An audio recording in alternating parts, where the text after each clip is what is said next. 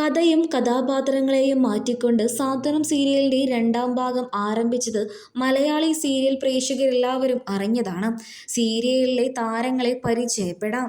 കുടുംബവിളക്ക് സീരിയലിലെ സിദ്ധാർത്ഥ് എന്ന കഥാപാത്രത്തെ അവതരിപ്പിച്ചിരുന്ന കെ മേനോനാണ് കഥയിലെ പ്രധാന കഥാപാത്രത്തെ അവതരിപ്പിച്ചുകൊണ്ട് എത്താൻ പോകുന്നത്.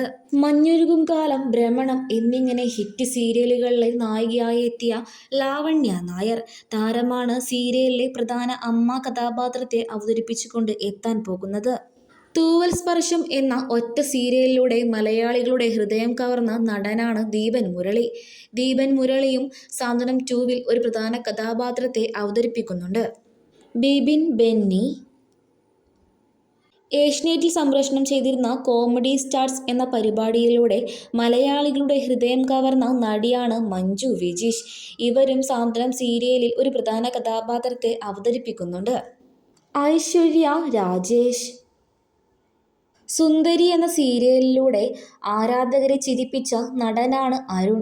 അരുണും സാന്ത്വനം സീരിയലിൽ ഒരു പ്രധാന കഥാപാത്രത്തെ അവതരിപ്പിക്കുന്നുണ്ട്. ഗിരീഷ് ഗംഗാധരൻ ബാലകഥാപാത്രത്തെ അവതരിപ്പിച്ചുകൊണ്ട് യുവബാലനടി ഗൗരിയാണ് സീരിയലിലേക്ക് എത്താൻ പോകുന്നത്. ആശിഷ് കണ്ണനുണ്ണി നീയും ഞാനും എന്ന പരമ്പരയിലൂടെ ഒരു പ്രധാന കഥാപാത്രത്തെ അവതരിപ്പിച്ചുകൊണ്ട് മലയാളികളുടെ ശ്രദ്ധ നേടിയ നടനാണ് അബീസ് പി ഷൈഫ്. ഇദ്ദേഹവും സാന്ത്വനം 2-വിൽ എത്തുന്നുണ്ട്. 1993-ൽ കന്യാസ്ത്രീ എന്ന സിനിമയിലൂടെ അഭിനയം ആരംഭിച്ച് പിന്നീട് 100-ലധികം സിനിമകളിലും സീരിയലുകളിലും അഭിനയിച്ച പ്രമുഖ നടിയാണ് റോസ്ലിൻ.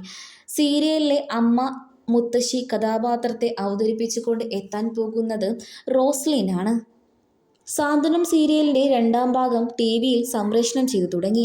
നിങ്ങൾക്ക് കഥയും കഥാപാത്രങ്ങളെയും ഇഷ്ടപ്പെട്ടോ? കമന്റ് ബോക്സിലൂടെ പറയാൻ മറക്കരുത്.